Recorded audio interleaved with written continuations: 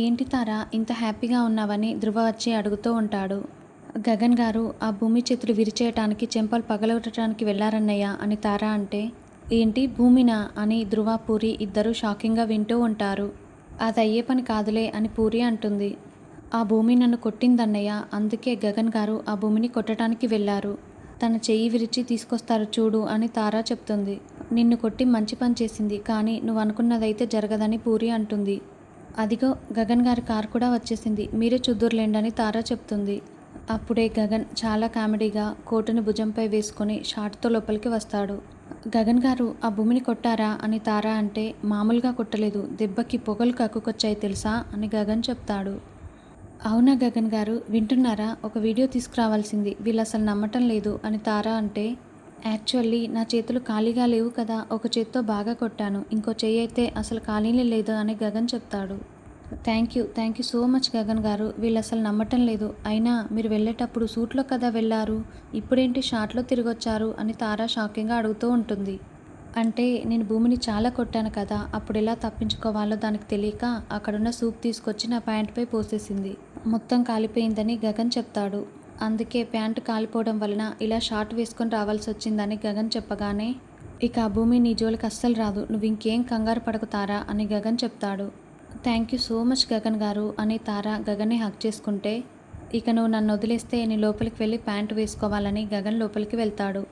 ఇప్పటికైనా నమ్ముతావా పూరి అని తారా అంటే, నేను అస్సలు నమ్మను కాక నమ్మను, ఎందుకంటే అసలు మా అన్నయ్య కనీసం భూమిని కోప్పడి కూడా ఉండడు అని పూరి అంటే, మీ అన్నయ్య ఇదివరకు అట్లా అస్సలు లేడు పూరి, ఇప్పుడు నాపైన ఎక్కువ ప్రేమ చూపిస్తున్నారు, నమ్మితే నమ్ము లేకపోతే లేదు, ఇదే నిజమంటూ తార లోపలికి వెళ్తుంది. ఇంకోవైపు సూర్య భూమితో మాట్లాడుతూ ఉంటాడు. భూమి, నాకు నువ్వు కావాలి, నేను నిన్ను చాలా ప్రేమిస్తున్నాను, మన ఇద్దరం పెళ్లి చేసుకుందాం భూమి. ఆ గగన్లా నేను నిన్ను మధ్యలో వదిలేసి వెళ్ళను భూమి అని సూర్య చెప్పగానే, ఇక వెంటనే భూమి సూర్య చెంప పగలగొడుతుంది. అసలు మా గగన్ బావ నన్ను మధ్యలో వదిలేసి వెళ్ళారని నీకెవరు చెప్పారా అని భూమి తిడుతూ ఉంటే, నన్ను రా అని తిడుతున్నావా అని సూర్య చాలా షాకింగ్గా ప్రశ్నిస్తూ ఉంటాడు.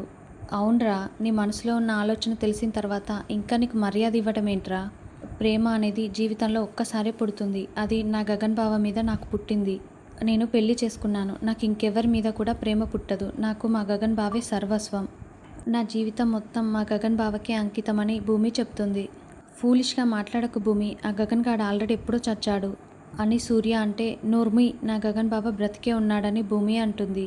ఏది బ్రతికుంటే చూపించు అని సూర్య అంటే, నా ఆలోచనలో, నా మాటలో, నా మనసులో నా గగన్ బావ ఎప్పటికీ బ్రతికే ఉన్నాడు అని భూమి చెప్తుంది. ఈ సినిమా మాటలన్నీ చెప్పటం వరకే, జీవితంలో బ్రతకటం కోసం ఇవేవి కూడా పనికిరావు, వచ్చినవాడు గగన్ కాదు ఆకాష్ అని నీకు కూడా తెలుసు అని సూర్య అంటే, లేదు నా బావే అని భూమి చెప్తుంది.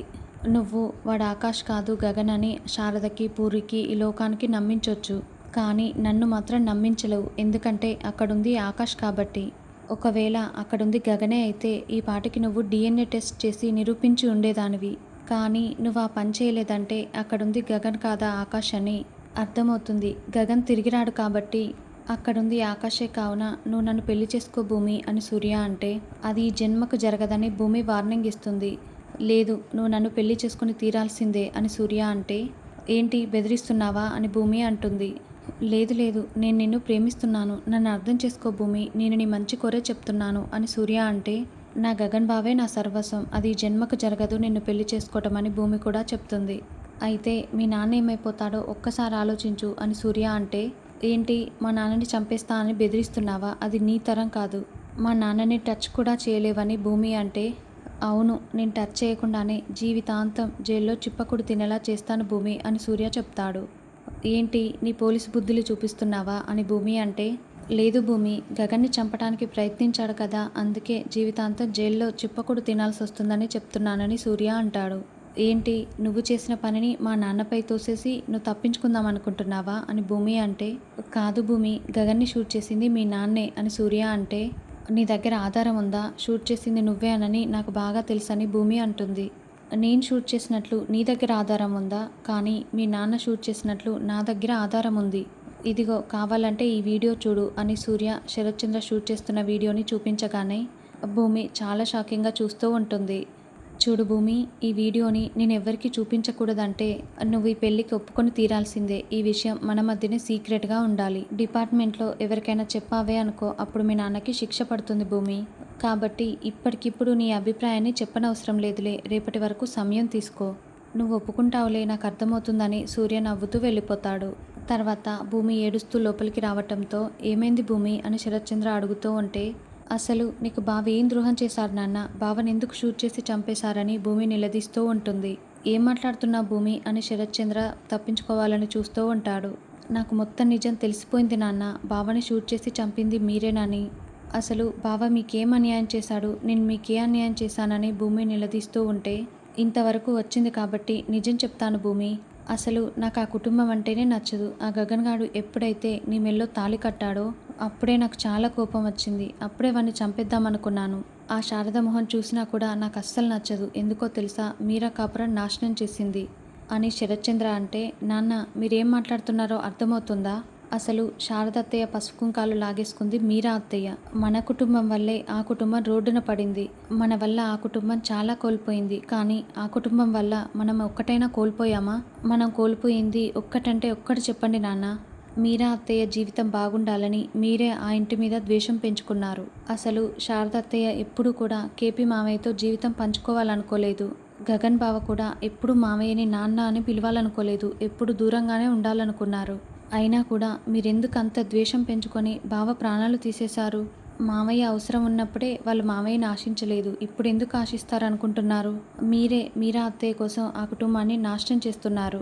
తల్లిదండ్రులు చేసిన పాపానికి బిడ్డలు అనుభవించాలన్నట్లు ఇప్పుడు మీరు చేసిన తప్పుకి నా జీవితం బలైంది. నేను ఏడవలసి వస్తుంది అని భూమి ఏడుస్తుంటే, అమ్మ భూమి అని శరత్చంద్ర ప్రేమ చూపిస్తూ మాట్లాడుతూ ఉంటాడు. నాన్న, గగన్ బావని మీరు షూట్ చేసిన వీడియోని అడ్డుపట్టుకొని ఆ సూర్య తనని పెళ్లి చేసుకోమని నన్ను బ్లాక్మెయిల్ చేస్తున్నాడు. లేకపోతే మిమ్మల్ని జైలుకు పంపిస్తాడంట. కూతురి పసుపు కుంకాల గురించి మీరు ఆలోచించకుండా నా గగన్ బావని నాకు దూరం చేశారు. ఇప్పుడు మిమ్మల్ని కాపాడుకోవాలంటే నాకు వేరే దారి లేదు. ఆ సూర్యని పెళ్లి చేసుకోవాలి. నా భర్తని దూరం చేసిన మిమ్మల్ని కాపాడుకోవటం కోసం నేను సూర్యని పెళ్లి చేసుకోవాలా? ఇదెక్కడి న్యాయం? అందుకు నేను సిద్ధంగా లేను నాన్న. అందుకే ఒక నిర్ణయానికి వచ్చాను అని భూమి అంటే, ఏంటి భూమి ఆ నిర్ణయం అని శరత్చంద్ర అంటాడు. నా భర్తని షూట్ చేసి చంపాలని చూసింది మీరేనని నేను ఆల్రెడీ పోలీసులకి కంప్లైంట్ చేశాను అని భూమి చెప్పగానే, అప్పుడే పోలీసులు లోపలికి వచ్చి, శరత్చంద్ర గారు, మీరు భూమి భర్త అయిన గగన్ని చంపినందుకు మిమ్మల్ని అరెస్ట్ చేస్తున్నాం. భూమి గారు కంప్లైంట్ ఇచ్చారు అని శరత్చంద్రకి బెడీలు వేస్తూ ఉంటారు. ఇన్స్పెక్టర్ గారు, నా కూతురు చెప్పిందని నిజానిజాలు తెలుసుకోకుండా ఎవిడెన్స్ లేకుండా నన్ను అరెస్ట్ చేయడానికి వస్తారా అని శరత్చంద్ర అంటే, లేదు నాన్న, నేను ఎవిడెన్స్ ఇచ్చానని భూమి చెప్తుంది. అవును, మా దగ్గర ఎవిడెన్స్ ఉంది కాబట్టే మేము అరెస్ట్ చేస్తున్నామని ఇన్స్పెక్టర్ అంటాడు. అప్పుడు వెంటనే శరత్చంద్ర, అమ్మ భూమి, నువ్వు నన్ను అర్థం చేసుకున్నది ఇంతేనా? నా సర్వస్వం కోల్పోయినా బాధపడేవాణ్ణి కాదేమో, కానీ ఇంక నేను ఇప్పుడు బ్రతకలేను అని వెంటనే శరత్చంద్ర ఇన్స్పెక్టర్ దగ్గర ఉన్న రివాల్వర్ లాక్కొని షూట్ చేసుకొని ప్రాణాలు కోల్పోతాడు. నో అంటూ భూమి ఇదంతా కలగంటూ ఉంటుంది.